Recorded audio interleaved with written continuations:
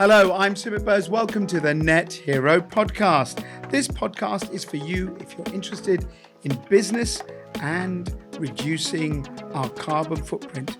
Our belief is that better business leads to a better planet. Who wouldn't want to make things that have less impact on our society? It's a podcast for people who are inventors, academics, people working in the energy sector, or from any different field that believe that they can do something better to make the products and services we use every day less harmful.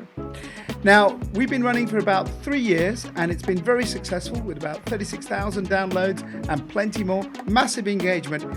But this show now needs a sponsor. We've done it editorially for all these years, but we need your help.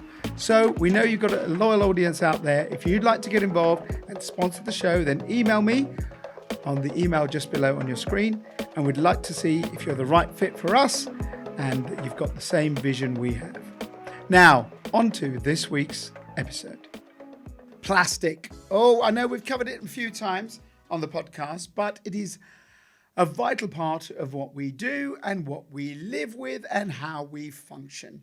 From my mobile phone casing to the plastic around the camera that you're watching me on, to the food and drink industry, we can't get away from it. And where would we have been without plastics during the COVID pandemic? But the big problem with plastics, as we all know, is they remain for thousands of years. One of the things that's been going on probably for 2 or 3 decades is the idea of biodegradable plastics. And you'll see lots of packaging, recyclable or biodegradable. Well, what does that actually mean? How biodegradable is biodegradable? What does it actually mean in terms of how safe that plastic is in the environment and how big an industry is it? That's some of the stuff I'm going to cover today. And our guest is Michael Stephen, who is a member of the board for a company called Symphony Environmental Technologies.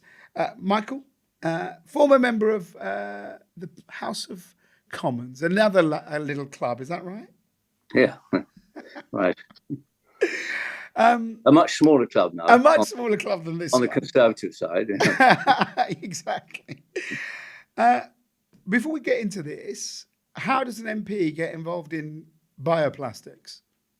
Well, when I was in the House of Commons, I was on the Environment Select Committee, and I got interested in things like plastic pollution. And when I came out of Parliament with a lot of others in 1997, I was surprised to be approached by a chap called Michael Laurier, who is CEO of Symphony Environmental Technologies. And he said, would you like to join our board as a non-exec? Because we're very interested in this subject of plastic pollution. And we think we have the answer to it. So I said, yeah, I'll give it a try.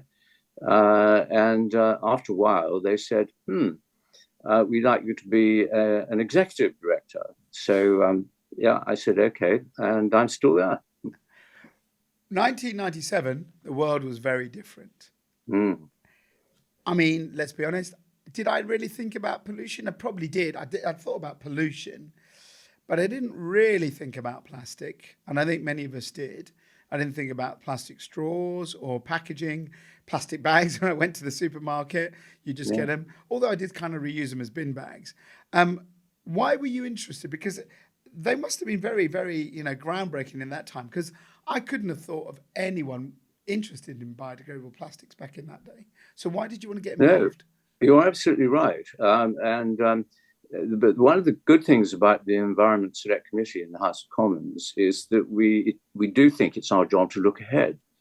And in 92, 93, 94, we were looking ahead and we were seeing that plastic was going to be a problem. And what were we going to do about it? And everyone was saying, oh, well, we'll have to ban it. Well, I felt uncomfortable with that because I know and still know that plastic is immensely useful, and we really can't do without it for protecting our food and our water and other goods from contamination. And it saves a lot of lives, especially in the third world where people are much more exposed to disease than we are. So I'm thinking, we really don't want to ban this stuff, but what else can we do? So then I was really pleased to find that Symphony Environmental Technologies had been thinking about that as well. And together with Professor Scott at Aston University, they'd come up with a way to make plastic biodegradable, just ordinary plastic. And all you do is you put a special master batch in it, which has got catalysts and stabilizers. And the plastic product, whatever it is, it's a shopping bag or whatever, is perfectly okay for its programmed service life. Yeah. And then if it gets chucked out into the open environment, it's exposed to sunlight and heat, and it starts to degrade. And eventually is eaten by microbes, and they finish it off. But the reason, this is what happens to ordinary plastic, actually. You will know that if you expose ordinary plastic to sunlight, it fragments and little bits go all over the place. Yeah, that's right. Yeah, that's you where see a bag in the garden that's been sitting there for ages or whatever. Absolutely, yeah. And that's where the microplastics are coming from to the very day. And Michael and his team said, right, what we've got to do is to make the plastic so that these microplastics become accessible to the microbes.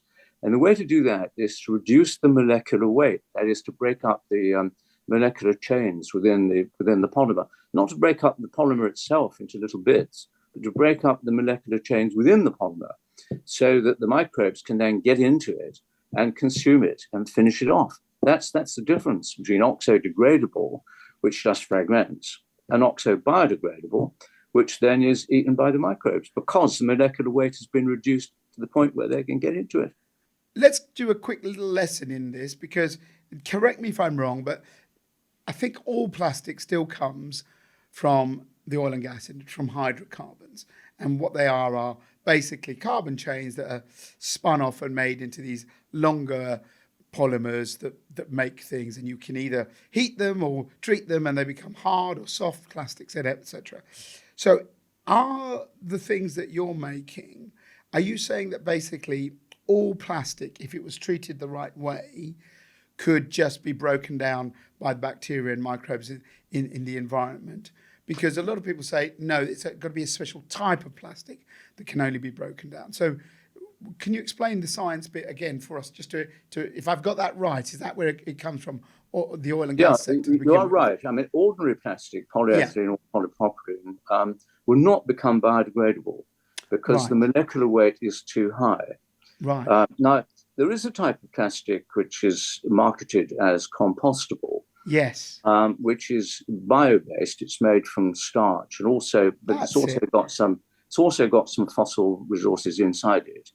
But that is designed to be taken to a composting plant, and it will biodegrade there. What it won't do is to turn into compost. And I have a problem with people calling this type of plastic compostable. Because I see that on the bags all the time. This is compostable. Yeah. Well, it doesn't turn into compost, you see. It's tested according to EN 13432 standard, which actually requires it to turn into CO2 gas. So they really shouldn't be calling it compostable. But that's by the by. The main point is that we are concerned not with plastic that you can collect, because if you can collect it, you can recycle it, you can compost it, and do all sorts of things with it. We are concerned with the plastic that doesn't get collected. That's the problem. It's out there in the open environment. Governments all over the world are worrying about what to do with it. And the answer is you make the plastic in the first place with our D2W master batch, and then it essentially self-destructs. If people are stupid enough to chuck it out into the open environment, it self-destructs. So are you saying that this kind of little DW2, is that right? Is that what it's called? D2W, yeah. D2W, right, sorry. It looks like a bag of sugar. We sell it to the industry, and they pop it into their machine. So this bag of this material, while you're making your plastic, you chuck it in, yeah? Yep. And then whatever plastic you make, whether it's hard or soft, like whether it's a carrier bag or the plastic around this microphone, are you saying that all of this could eventually be broken down Well, because in it's got this theory, yeah, but we wouldn't put it into your microphone because you don't want that falling apart. No. And we don't put it into plastic used in motor cars. We don't want them falling apart. But the plastic that is just single use, Yes. packaging, bottles, that sort of stuff, we don't want that lasting forever. So we put the D2W inside there. With one Right. exception, it doesn't work with PET. PET is a plastic which is used to make bottles that look like glass. Yeah. And the technology just doesn't work with them. It works with bottles made of polyethylene or polypropylene, but not PET. Hard plastics is an issue, isn't it? Because once a car gets to the end of its life, particularly we're going to have more EVs and all that's something that I don't think, maybe again, you know better than me, whether they can start to recycle things like that. But is that an area you think that this technology could eventually go to? Like you say, we do need them to last for a while, but eventually these things need to be recycled as well. I don't think we do need to go into that field because when a car gets to the end of its useful life, it goes to a car breaker's yard and he extracts all the things that are useful, including the plastics, and he sends them off for recycling. And that's exactly what should happen to them. No, it's the packaging and bottles and stuff that you find on the beach that we're concerned with. What is the state of this then? So this technology has been around for a while, and am I fair to say that what you've got here is something that's available today? So it's not science for tomorrow. Yeah, it's already in the market and it's being used. But you believe that there's some confusion on why this is not kind of more widespread, because that's the right. market's kind of mixed on what messaging. Because as a consumer, I wouldn't know, would I? Right? I wouldn't know the difference between your plastic and someone else's that says it's biodegradable. No, you wouldn't need to, because we're assuming you are a responsible consumer and you won't I am. the environment. But sadly, there are some people who are not responsible consumers. And also, a lot of this stuff gets out into the environment by accident. The wind takes it off a municipal refuse truck and off it goes. So that's what we're concerned about. So you don't need to know that it's biodegradable. You just treat it in the ordinary way. Gotcha. If by chance it gets out, in cricketing terms, it's like a long stop. You know, the wicket keeper's supposed to catch it, but if he doesn't, so we're the long stop. How much of this is being used right now? Your stuff out in the environment. Would I probably have used a bag that had it or something else that I would have bought in a shop would be made of this stuff? You're unlikely to done in the UK and in Europe. Because there's been a huge amount of misunderstanding, and I think I could say misinformation in the UK and Europe about it. There are people still going around saying it creates microplastics. And I say to them, no, the microplastics are coming from the ordinary plastic. You're quite happy for that to be used. Why don't you make it with D2W so that it will degrade and biodegrade at the end of its use? Oh, no, microplastic. No, this is all wrong. We don't create microplastics. We actually deal with the problem of microplastics by making them biodegrade so that the microbes can eat them. Why is there this reticence then? This misinformation, I'm afraid, is being put out by companies who make the rival type of bio-based plastic. And it's the same as it was in Adam Smith's day. But it's mercantilism. It's the big companies with the big pockets trying to step on the little guy. The D2W. I don't. It's like KFC secret sauce. I don't expect you to tell me what the secret rub is. But this material itself, is that something that can break down as well? Because people always talk about the carbon footprint of everything. How kind of reactive is this material? Does it produce more emissions, or is it kind of fairly inert, so it just helps the plastic break down? Yeah, no, the plastic that really makes the big emissions of CO2 is the type which is advertised as compostable. Right. because you put that into a composting plant, if you can find one, and it immediately turns into CO2 gas within 180 days, and it's all emitted to atmosphere. Now, with our type of plastic, we don't advertise this as compostable. We don't expect it to be taken to a composting plant. We expect it to be responsibly disposed of and recycled. So we make it recyclable, which the compostable plastic is not recyclable, but ours is. So you can recycle it. But if by chance you don't, and it ends up in the sea or the river, it will take care of itself without any further human intervention. What timescale? This is the thing that people talk about. Some plastics will be around for thousands of years. We know that. Some are sort of 50 to 100 years. A bottle that's made with your stuff, with your secret sauce, it goes out. Someone chucks it into a river. How long before that's broken down by the microbes? Are we talking years or months? Well, a great deal shorter time than if the master batch was not inside it. As you say, if the master batch was not inside it, you'd probably still be able to find it in that river in 50 years' time, or maybe more. With D2W inside it, you wouldn't find it after 6 months or a year. Wow, that fast? That fast. They did some studies at Queen Mary University, London, and they my old uni. Right. Well, there you are.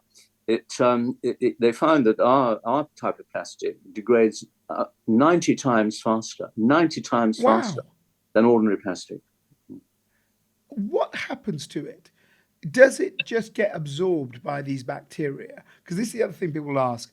Okay, it goes away. And everyone thinks, well, nothing ever actually really goes away. It just transforms from one thing to another. Yeah. So once it's broken down, and then the microbes, as you said earlier on, can get to it, what do they do with it? Do they produce any CO2 with that, or do they just absorb it into their cells? Or well, happens? Just like us eating our food, they eat it. Right. And just like us, they produce a bit of CO2. Right. We're breathing out. That's what they're breathing out. And when they die, they leave their dead bodies around, and we call that biomass. So that's and water. So all you get is a little bit of CO2, which is the breath of the microbes, and some water, and some biomass, and that's it. That's all natural products. Is it certain bacteria, or will all bacteria break it down? Because that's the other thing is, people say, well, in a certain condition, like you talked earlier about, you compost it in a certain condition, whatever.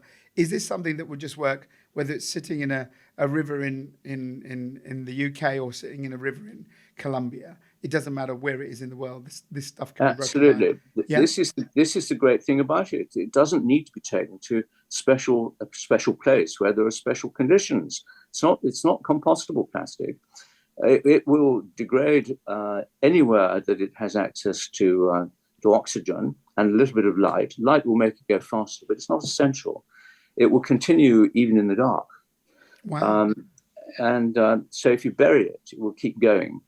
It goes more slowly, but it will keep going. To interrupt you, but the company's been going for about 20 odd years. Why isn't all plastic made of this stuff? Why have I not heard of this until we're doing this podcast today?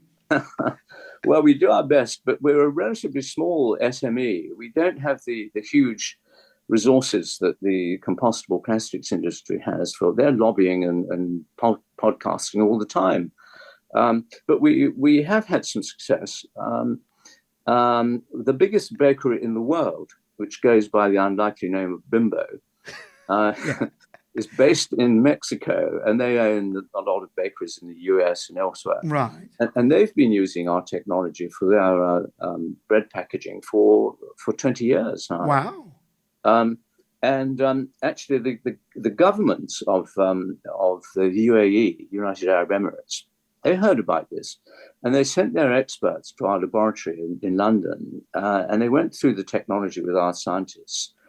And they went back to their governments and they said, hey, we need to make this compulsory in our country, so we don't get plastic lying around in the desert, camels eating it. Yeah, absolutely. So the government said, yeah, sounds like a good idea. So they passed a law in 2009. Wow. And now in that country, you cannot use plastic unless it's got our technology inside. And then the Saudi Arabians next door, they thought this is a good idea. So they did the same. So did Bahrain, and most recently Yemen. You'd think that Yemen had got enough to worry about Too right. the Houthis, wouldn't you? But no, they're still concerned about their environment. And they've just said, you're not going to make plastic in this country unless it's got D2W inside. And they actually closed some plastic factories last week that weren't using the D2W. But then you're going to ask me about Europe. Exactly.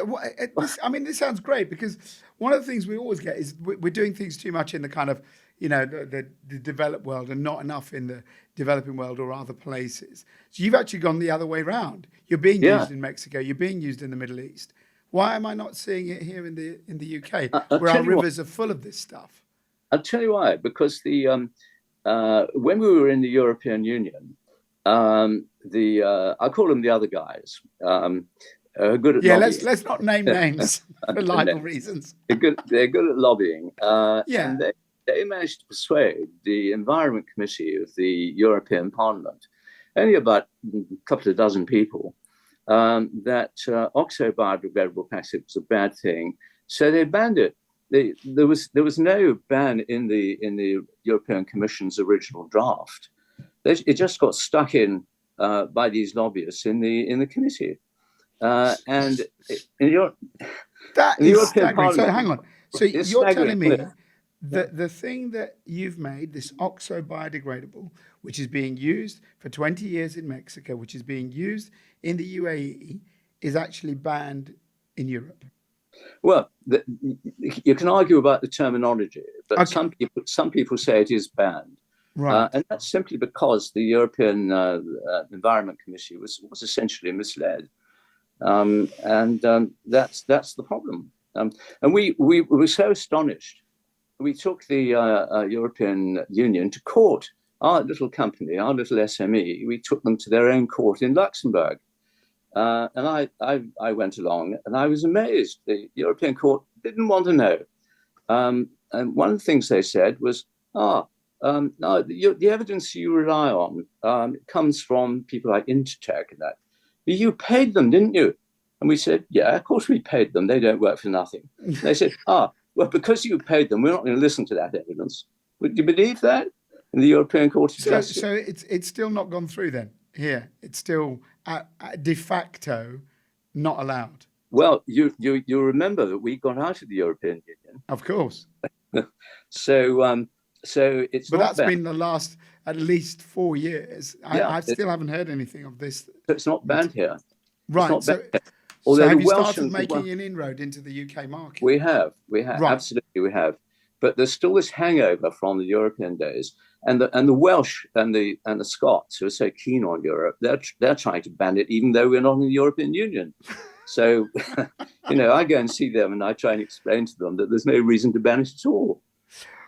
But what would you say to people who say, "Look, we're not sure about this"? Okay, and I get it. I get it that people are always. There's a thing about plastic where people have now developed after the David Attenborough documentary with the turtle up its, straw up its nose, whatever it was. Yeah.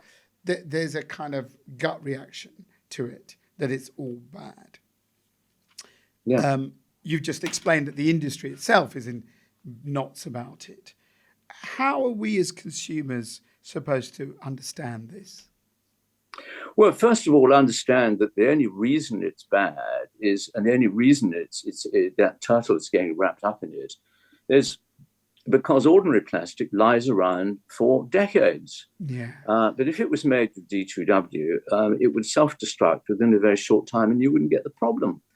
That's the difference between good plastic. It's such a huge challenge, though, isn't it? I mean, I did a podcast with a couple, a really lovely couple in Bombay, who the pollution on the beach, mainly plastic. Yeah. They just outside their park, they basically just cleaned it up with their hands. They went and got a community thing. Yeah. But this stuff is everywhere, right? My family's from India. You see it everywhere. You just go down to parts of London, and some of the canals are full of this stuff. Yeah. It's such a massive challenge. Is it something that you think the governments are just thinking, look, it's just too big for us to even look at? Well, it's so simple, isn't it? All they've got to do is do what they did in Saudi Arabia and the UAE and tell their plastic factories to use this new technology. End of story. Who else has got it? Or are you the only people? Well, all around the world. The only Right. place it's banned or possibly banned is Europe. Everywhere No, else, I meant the D2W. I'm assuming that other people are making something similar to this yeah, out there in the world. So yeah, there are these oxo biodegradable plastics out there. yeah. Not to be confused with oxo-degradable. Right. They're the ones that just fall into little bits and create microplastics. But oxo-biodegradable is in use all around the world. Yeah, and we have 5 or 6 competitors in Yeah. America, in Scandinavia, and India. Actually, I went to India, and the High Commissioner gave me a chance to speak to the businessmen there. And I said, Yeah. look, when the men were on the moon, they looked down in India and they could see the lines of the railway because of all the plastic waste on either side. Yeah. And Absolutely. they said, we know. So I said, well, are you going to put D2W into your next batch of plastic? And they said, no. And I said, well, aren't you concerned about the environment? And they said, well, sort of. But, we'll do it if the government tells us to do it. And that's the thing, isn't that was it? their attitude. I So couldn't believe it. to end with, is that really what it will take? It would take, as you've seen with your examples in the Middle East, it would need policy to mandate this, to do it. Because commercially, and I haven't gone into it, but I mean, I don't know if it's more expensive, your material, than what's out there. I assume there's probably a cost element to it. Very small cost. It costs no more than 5%, whereas 5%. The compostable plastic's about 400%. Right. So do you think that's what it will need? It'll need policymakers to go, actually, not just here, but globally, go, whether it's your brand or someone else's, this is the future. We'll get there eventually, and maybe your grandchildren will benefit. But if you and current generation want to benefit, governments have got to get behind it. And they've got to do what they've done in the Middle East and say, right, you're not making these single-use plastics with ordinary plastic anymore. You've got to put D2W technology inside. If they did that, then, well before our grandchildren start having problems, the problem will be much, much smaller than it is today. I wish you the best of luck with it, Michael, and the company. I think it's a brilliant story. I think it's a really good example of a British business trying to do good. So best of luck with it. Thank you very much for giving me the chance to speak. No, my pleasure. What do you think, audience? Tell us what you think about this. I think it's very interesting stuff. This degradable plastic issue is one that we've got to look at. Give us your opinion. Send us an email on nethero@futurenetzero.com or contact us on social media, and check out what they're doing at Symphony Environmental on their website. I think it's some good stuff. Catch you very soon on the next episode. You've just heard the Net Hero podcast from futurenetzero.com. Join us as we help you find ways to cut your carbon footprint as we head towards net zero. Subscribe and follow us on social media. futurenetzero.com. Better business, better planet.